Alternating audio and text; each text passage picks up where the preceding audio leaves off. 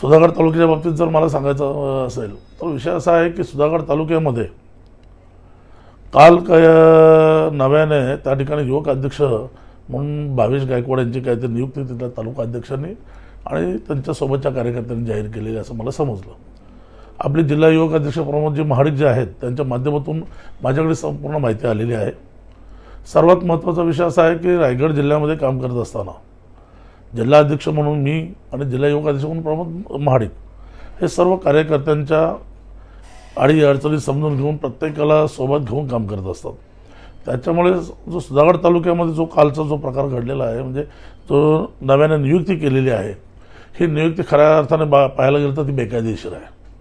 कारण सुधागड तालुक्यामध्ये त्या ठिकाणी युवक अध्यक्ष म्हणून आपले तरुण तडफदार जे नेतृत्व आहे डॅशिंग नेतृत्व आहे निशांत पवार यांच्या रूपाने त्या ठिकाणी तालुका युवक अध्यक्ष आहे।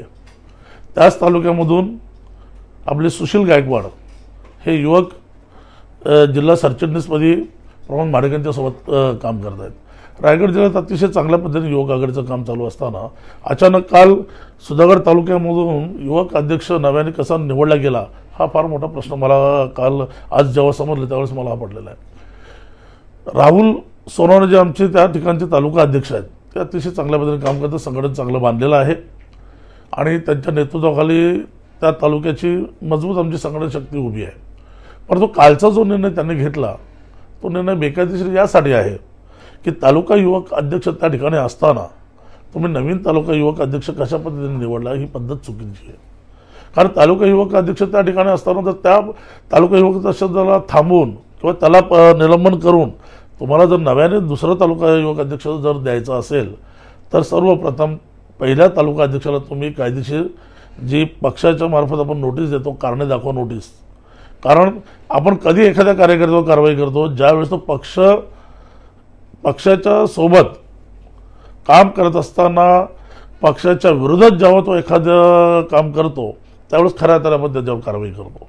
आणि पक्षाशी निष्ठावंत असलेला कार्यकर्ता तर त्याच्याकडनं कुठल्याच प्रकारचा अजूनपर्यंत कुठलंही असं वर्तन घडलेलं दिसत नाही आहे आणि अचानक त्यांना निलंबन करायचं अकलपट्टी करायचं हा निर्णय कसा झाला हा मला अजूनपर्यंत समजलेला नाही।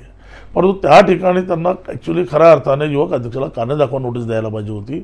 8 दिवसाचा टाईम त्यांना द्यायला हवा होता, त्यात त्या युवक अध्यक्षांचं उत्तर घ्यायला होतं आणि ते उत्तर योग्य आहे अयोग्य आहे काय ते तालुका अध्यक्ष आणि जिल्हा युवक अध्यक्ष यांनी एकत्रित बसून ते चर्चा करायला पाहिजे। त्यावर योग्य जर उत्तर असेल की त्यांनी कुठलेही पक्षविरोधी काम केलेलं नसेल तर त्यांच्यावर कारवाई करता येत नाही आणि जर पक्षविरोधी काम खरोखर केलं असेल तर त्यांचं निलंबन करता येऊ शकतं।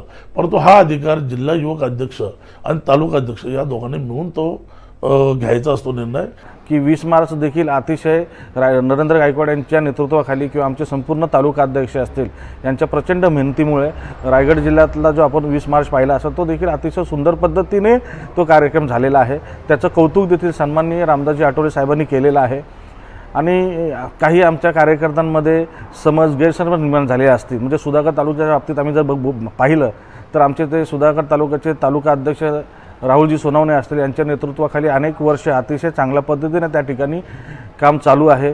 पक्ष बांधणीसाठी देखील राहुलभाई सोनवणे यांचं अतिशय चांगल्या पद्धतीने काम त्या ठिकाणी चालू आहे।